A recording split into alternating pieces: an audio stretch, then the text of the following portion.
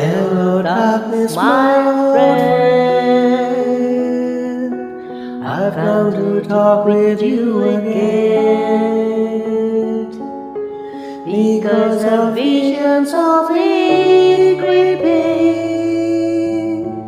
Life deceits while I was sleeping,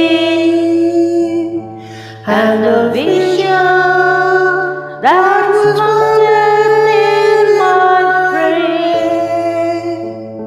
still remains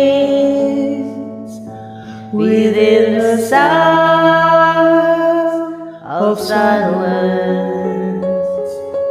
In restless dreams I walked alone, narrow streets of cobblestone,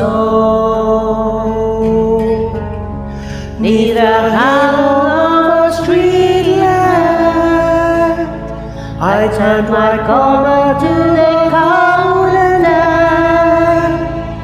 When my eyes were stunned by the flash of a neon light that split the night and touched the sound of silence. And in the naked light I saw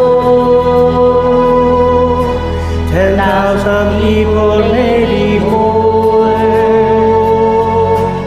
People talking without speaking, people hearing without listening, people writing songs that voices never share, and no one dares disturb the sound of silence.